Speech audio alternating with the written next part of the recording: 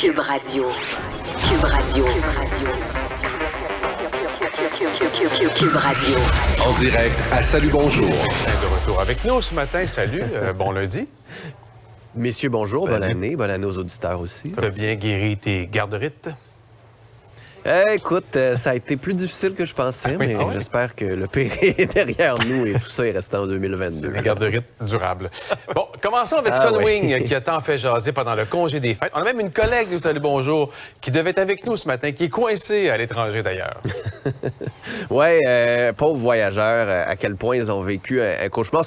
C'est pas nouveau là, en 2022, des problèmes dans les transports. Cet été, souvenez-vous des enjeux à Air Canada, des bagages perdus, pénurie de main-d'œuvre. Là, c'était les voyages dans le sud. Il y a aussi eu des gens pris dans un train de Via Rail entre Ottawa et Toronto pendant de longues heures à cause de la tempête.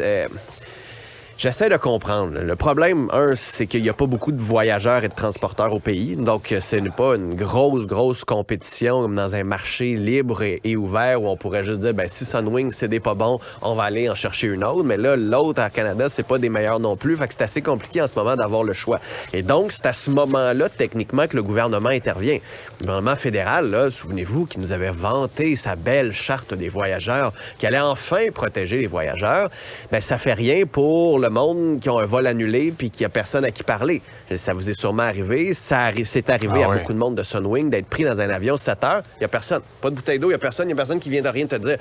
Ça, c'est pas dans la charte des voyageurs. La météo, c'est pas dans la charte des voyageurs. À un moment donné, la météo, si on est capable de la prévoir, peut-être qu'on est capable, avec les météorologues, de dire, le vol de jeudi, là où il y a une tempête, on va l'annuler, puis on va le mettre le vendredi matin. Oui, tu vois, pour Sunwing, ce matin, il y a des retards aussi déjà là, à Montréal, le départ avec Sunwing.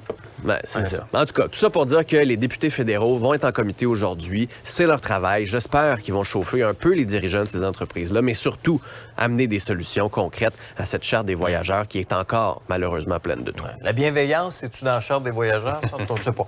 On verra bien à la suite de tout ça. Ça pourrait être une résolution. Bienveillance, empathie et santé. C'est ce que je nous souhaite. Autre gros dossier, Philippe Vincent, c'est le chemin Roxham. Écoute, dans les derniers jours, on a appris la mort de Frédinel Richard, cet homme mort pas très loin du chemin Roxham, après avoir été abandonné par un passeur, visiblement, là, en pleine tempête de neige. Là, c'est le sommet des Trois Amigos. Est-ce qu'en bout de ligne, un jour, on va trouver une réelle solution à tout ça? Moi, j'espère sincèrement, puis c'est pas un espoir flou, là. J'espère qu'en 2023, ça va être réglé, et j'ai l'impression que ça se peut. J'ai l'impression que les négociations fin 2022 étaient très bonnes entre Ottawa et Washington.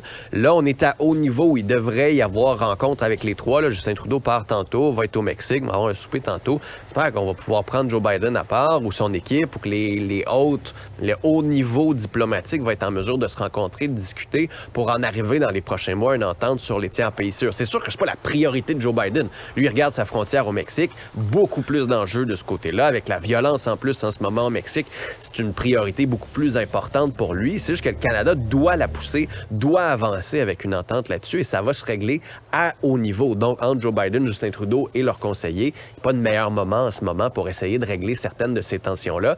Surtout qu'on voit que ça commence à se passer de l'autre côté. Beaucoup venaient au Canada. Là, ce qu'on voit, c'est qu'il y en a certains qui veulent retourner aux États-Unis à cause des problèmes et du bordel administratif ici. Ça nous envoie quand même le message que les États-Unis ont aussi intérêt à régler ça avant que ça devienne un problème des deux côtés et qu'il y a des gens qui rentrent par le Canada pour aller aux États-Unis de plus en plus. D'autant plus que ça s'éternise, Philippe Vincent. Je veux dire, c'est pas un problème qui date d'hier. Ça fait des années qu'on parle de ça. Ah oui. Non, mais c'est ça, exact. Mais après ça, c'est quoi la bonne solution? C'est là que ça devient difficile. Parce que si on ferme le chemin Roxham avec un mur, ils vont passer à côté. Si on refoule à cet endroit-là, est-ce qu'ils vont essayer de passer ailleurs? Est-ce qu'on va décider de les accepter comme un point régulier? Est-ce qu'on aime mieux qu'ils passent par le point régulier de frontière à la colle, par exemple, pour demander l'asile? Mais là, on se dit, mais si les États-Unis, c'est un pays sûr, vous allez passer par où? C'est facile de dire régler le chemin Roxham.